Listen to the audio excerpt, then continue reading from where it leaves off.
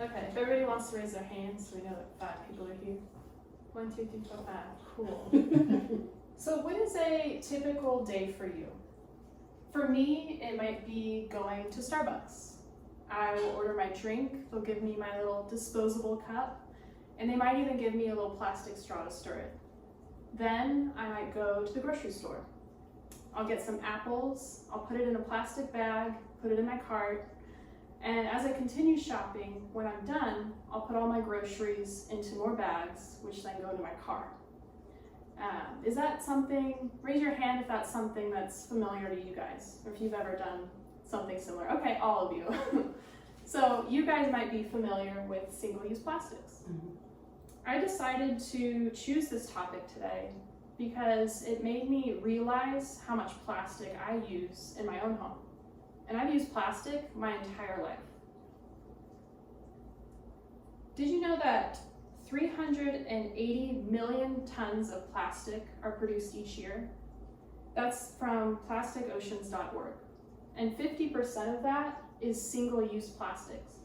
So what that means is the 5 or a couple minutes that you use that plastic, it then stays on the earth for hundreds of years, which is terrible. Right. So today I'd like to speak on the problems of single-use plastics. We'll go over 3 main topics: environmental impact, what is being done about it today, and what you can do about it. First, the environmental impact.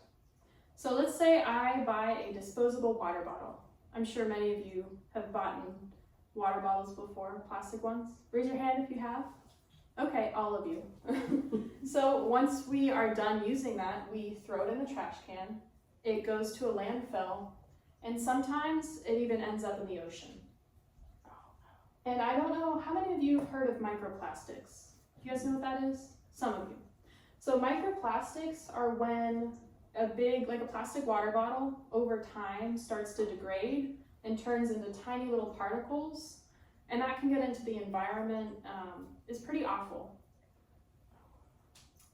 OceanConservatory.org says that 11 million metric tons of plastic goes into our oceans each year. And that's on top of 200 million metric tons that are already in the ocean today. That's pretty horrible. And those microplastics, they get into your skin, they get into the environment. We actually breathe in microplastics, which is crazy. This is a problem on a global scale. And if the trend continues, there will be more plastic in the ocean by 2050 than fish by weight. We are all affected. Microplastics leach into the environment, it affects our health, and if nothing is done about it, it's going to harm our environment and cause health problems. So next, what is being done about it? Restaurants are now switching to paper straws. Grocery stores are now switching from disposable bags to paper bags. And the National Conference of State Legislators says that 8 states have now banned single-use plastic bags, which is kind of great. Plastic bag bans alone won't solve the problem, but it's a big step in changing consumer behavior and raising awareness for the issue. So finally, what can you do about it? Reduce, reuse, recycle.